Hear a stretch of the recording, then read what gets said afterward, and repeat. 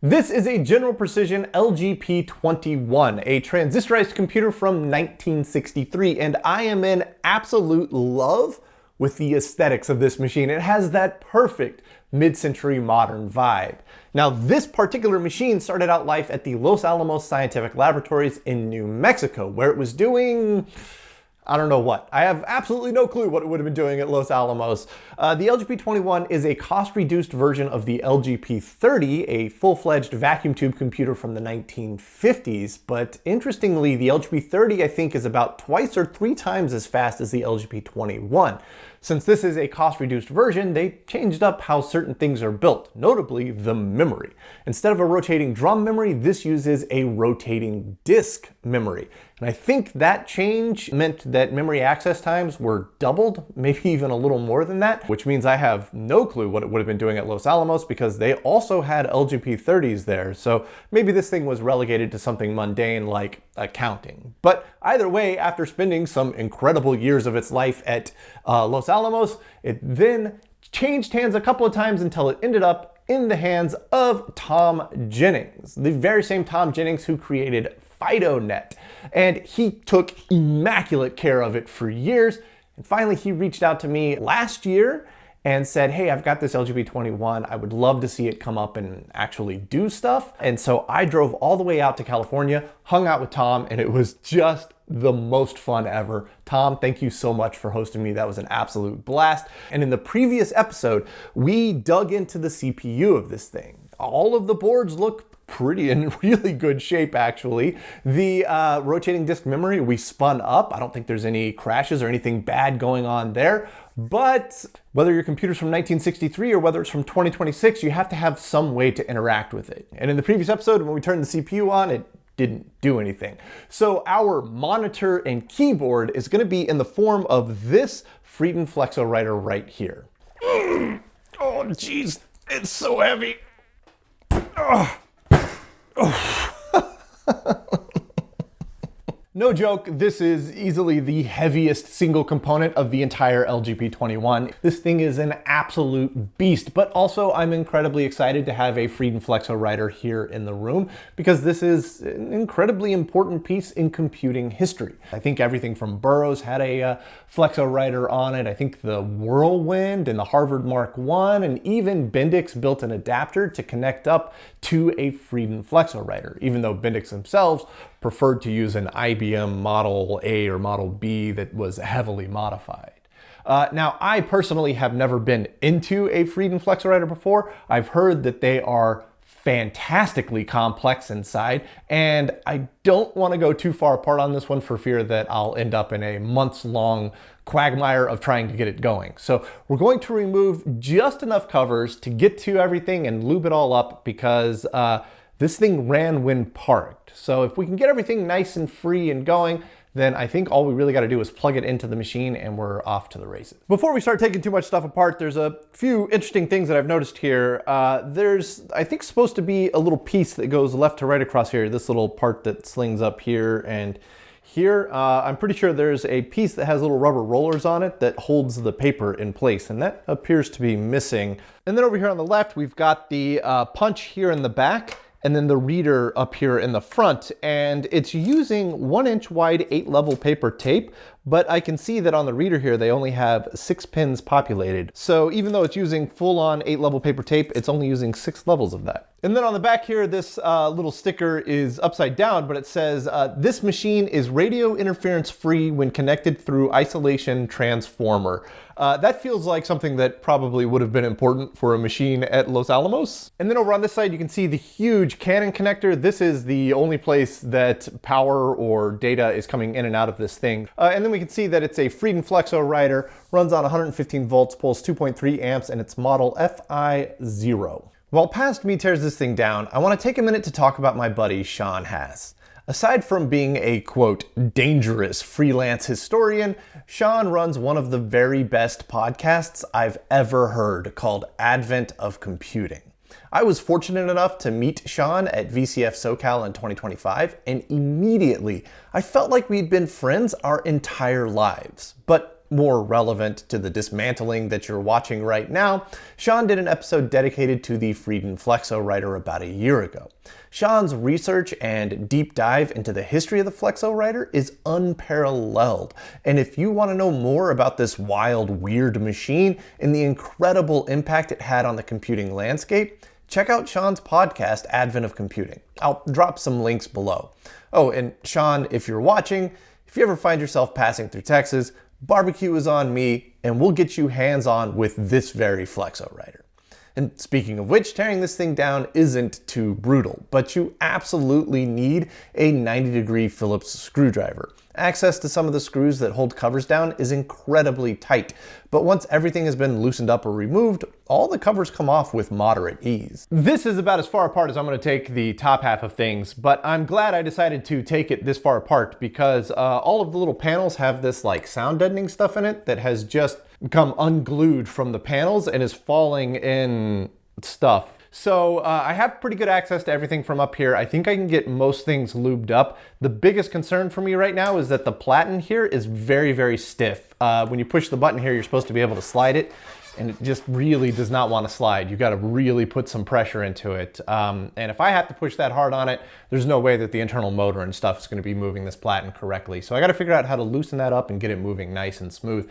But the bigger worry is on the bottom side. And there are these nice little wheels on the back side that make it really easy to kind of just pick up the front, wheel it, and stand it up on end to get access to the bottom. This insanity is absolutely mental looking, and I don't really know what to make of it, other than that I'm guessing this is some kind of mechanical 6-bit encoder or decoder. However, the bigger worry is that this thing uses a friction wheel to sling the hammers, and I can see it back there and it looks very cracked. I would like to get some rubber renew on that. Now I think this thing can swing open for service with removing these two screws right at the top here. So if I've never actually tried this. So if I remove those, my guess is that, yeah, that thing slides down like that.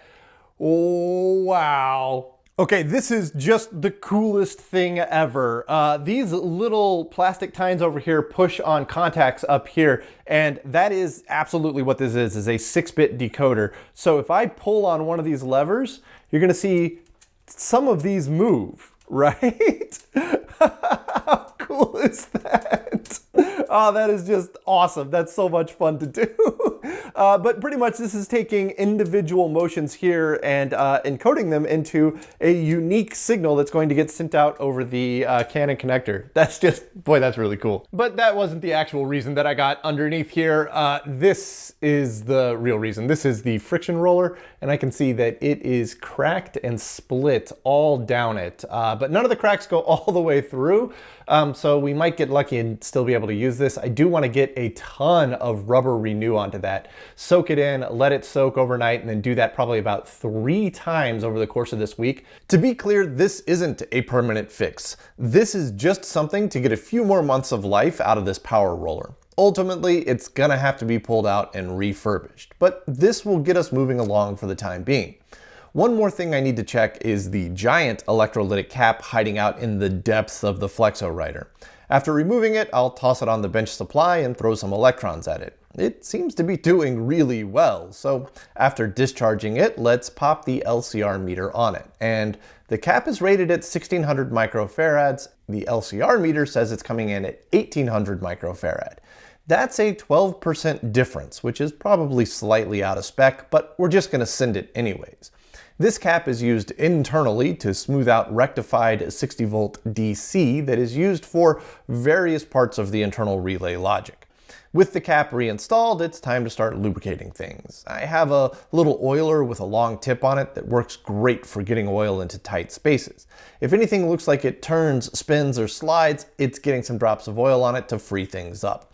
I just slowly worked my way around the machine, adding more and more oil to anything that moved, and even unpowered, things were starting to free up. At this point, I think the best bet is to actually get some AC power into this thing and start getting things turning around and spinning, and particularly send the platen back and forth using tabs and carriage returns. The oil that I've been putting on things is, of course, lubricating things, but also it's starting to liquefy some of the existing grease, which is helping things change from glue into grease again. So things are really starting to free up and move a little smoother, but I need the motion of the motor to really work that oil and grease around. So in order to get power into this thing, we need a cable, because power comes in via that Canon connector on the side.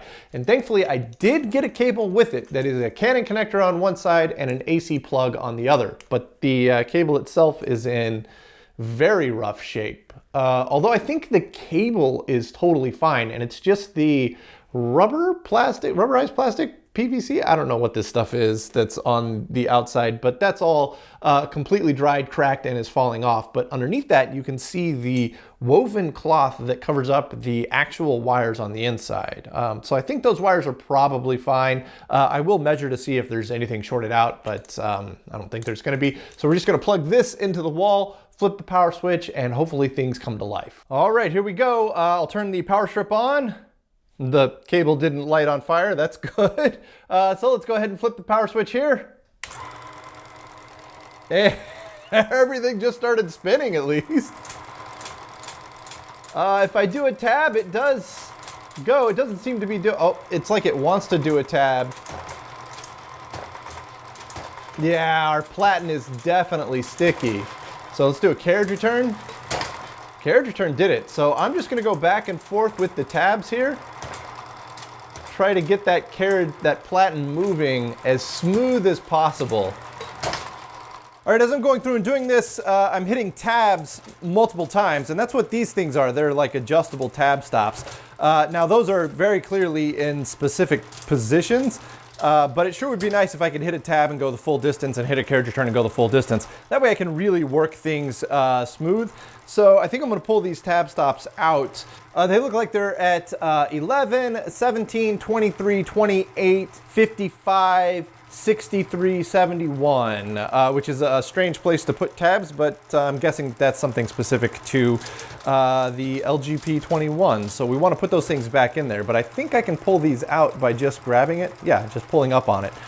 So yeah, there we go. I'm just gonna pull all those out and keep working this thing back and forth. And look at that, if I hit a tab, it goes all the way to the end. It's a little slow, but if I do a carriage return, it returns actually pretty quickly.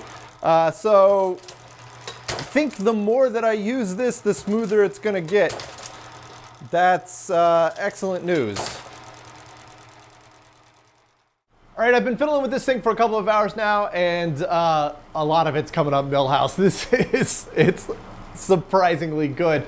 There are still some problems that are slowly getting better, but also we got to figure out how to handle.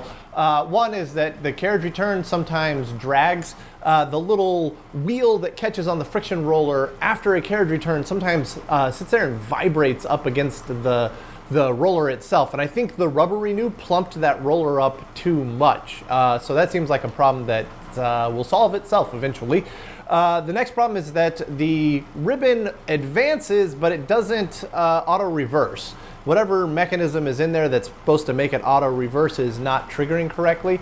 Other than that, the only other thing that doesn't seem to be working is that if you hit the punch on switch, the keyboard locks up and the punch doesn't do anything, and you got to power cycle it, wait for the relay to kick off. But I think the punch on this thing has never been used because why would you? You've got a dedicated punch and reader on the end here. So getting the punch going is extremely low priority for me. But other than that, I'm like, this thing, check it out. This is pretty awesome. Let's start with the simple stuff first. Is it a typewriter? We'll do THE, quick. I apparently can't type. Quick, brown fox jumps over the lazy dog. In my defense, I'm typing from a weird angle.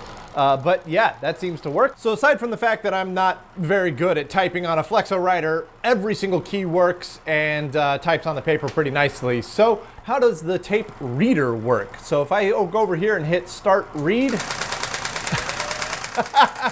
It makes a proper racket. I'll do a stop read on that. I don't think the tape reader is fully perfectly healthy. We can see that we got C, S, S, S, S, S, M, M, M, M, M with an occasional S in there. It's a 6-bit reader. I don't have any 6-bit level tape, but we should be getting all of the same characters. So it should all be S or it should all be M or whatever. So I think things are a little sticky in here, but probably the more that I run it, the better it'll get. And then if I look at the relays along the back here and I hit the switch up here that says manual input, I can see that K13 kicks on. And if I turn manual input off, K13 kicks off. So this key switch here is sending a specific signal out to the computer. Same with start computer here. If I push it, I can see that K20 and K12 kick off. So those are also going to be sending signals out to the computer. Enough of this thing is functional and sounds healthy that I think it's time to scrape all of the bad sound deadening off of all the panels, get them bolted back on, give it a bit of a clean, and try to figure out how to get this thing hooked up to the computer, which is going to be a bit of a challenge because I don't have the cable that goes from the Canon connector on this to the Centronic style connector that's on the computer. So I'm going to have to make that cable from scratch. But I only have one Canon plug that plugs into this typewriter, and that's the one that is currently on this terrible AC cable that's plugged into the outlet. So I think I need to take this cable apart and then completely rewire it into the appropriate connector for the computer with brand new wire, and that should be able to get them plugged in. But if I'm making cables from scratch, I'm also going to make a cable for the CRT, and we're going to get that plugged in as well.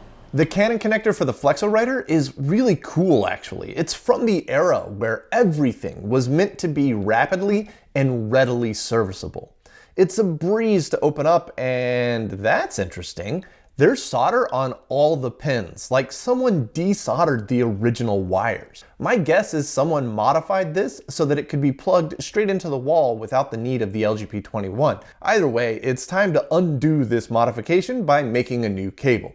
I used thicker stranded wire for the AC 120 volts that's moving through the cable. Then for all the data lines, I used thin 22 gauge solid core, simply because I have a couple 100 feet of this stuff and I needed a lot of wire to get this job done. I fired up Discord and chatted with everyone while I was soldering stuff down, and I had a blast hanging out. After a couple hours of work, there we go. 36 wires soldered to all but one pin of the Canon connector, and the Centronic style connector is also all soldered up, though it was much harder to solder. I much prefer the Canon. At any rate, after popping the shells on, that's a mighty fine looking cable. With the Flexowriter cable fully made, it's time to get into the one that I'm most excited about, and that is the CRT display. This thing is super beautiful looking, but if we pull the case off of it, it's even cooler inside. We can see that I think some of this stuff was lifted straight out of the LGP30 because we still have full-on vacuum tubes going on inside of here. But on this side over here, in between the CRT itself, we have this presumably brand new board that's specifically for the LGP21 because it's full of transistors. The CRT itself is one of those like crazy long oscilloscope type CRTs because honestly, this thing is just an oscilloscope.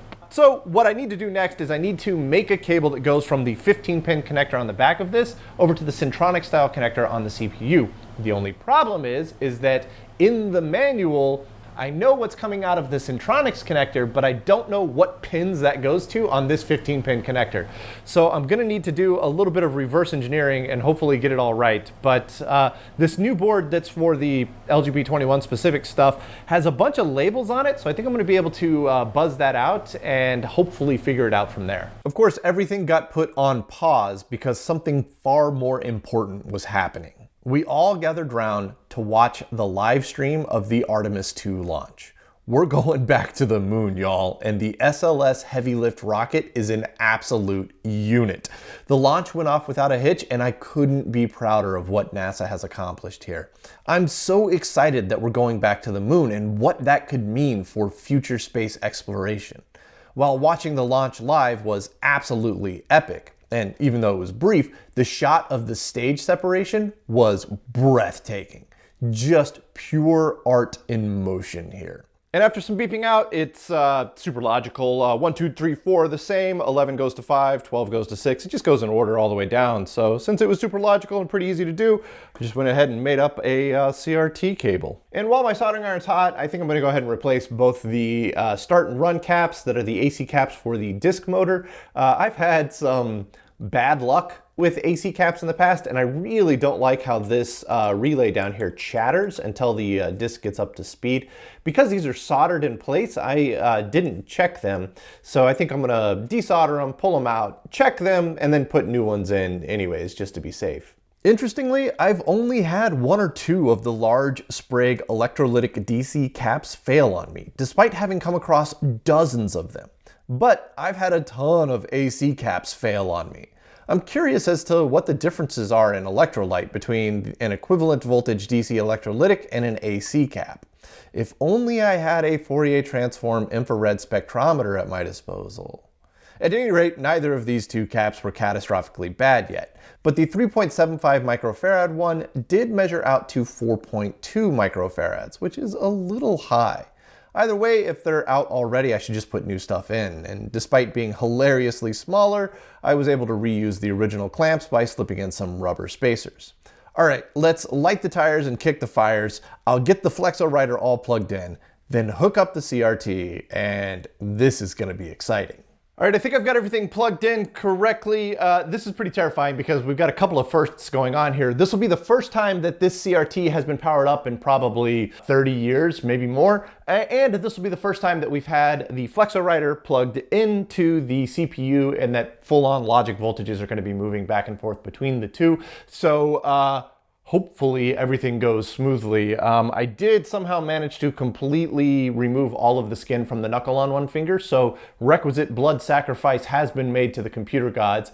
So hopefully everything goes smoothly. So let's push the power switch and see what happens. And that relay still clatters. I don't know, I've got a brand new, well, this is good news. So the Flexowriter's up, the disc is up to speed. We should have the time delay relay kick off, and we should get a power light going on here shortly. Yep, there we go. We got our power relay on. We don't have anything on the CRT here. I wonder if that's because, oh, there we go. There we go. It's very messed up. But the CRT is alive. Oh, that's super cool. Okay, I'm gonna fiddle with knobs and switches and stuff and see if I can get this to do something. Alright, it took a bit of fiddling to get this to display as nicely as it is currently. I still don't think it's as good as it should be. But you can see that we're currently at some sector. The overflow light is on, but our I and A registers have absolutely nothing in them. I don't know if that means that we're not reading from the disk correctly, or if it means that we just don't have any software loaded up. But check this out. If I press the start button on the CPU here, it increments the sector and the track in C here. How cool is that? However, I and A never have anything in them. Which means that I think it's interpreting that as a halt instruction, which is why it never actually executes anything. But it is very cool to see the track and sector incrementing with the presses of my start button here. How awesome. Oh, look at that. We got far enough that an instruction showed up. Now if I press start, it doesn't do anything. Oh no, I have no idea what happened, but that is super cool. All right, check this out. It's currently, there's something in the instruction register, there's something in the accumulator. It's stuck in an I/O mode, so if I hit the I/O button on the front, that turns it off, and I can hit the start button to move through some more instructions. Gets me stuck in an I/O mode again, but if I, there it went! Did you see it? It executed code. That was like 30 instructions right there that it just ran, and we saw the wibble wobbles. Oh, how cool is that? Oh, that is so awesome. That means that it read instructions off of the drum and executed them. No idea what those instructions were. Nothing printed out on the typewriter, but that's a pretty functional LGP21.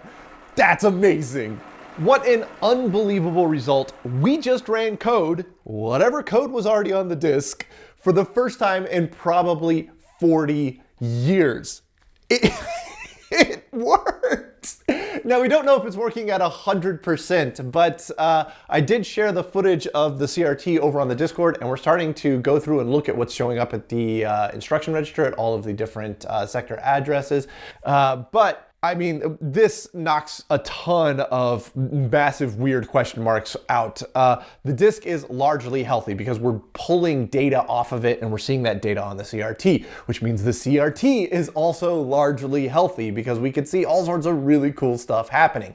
The CPU also seems to be mostly functional, because if there were massive faults in it, we wouldn't be loading anything up or displaying anything on the CRT at all, because the CRT is essentially just an oscilloscope trace of various test points on the CPU.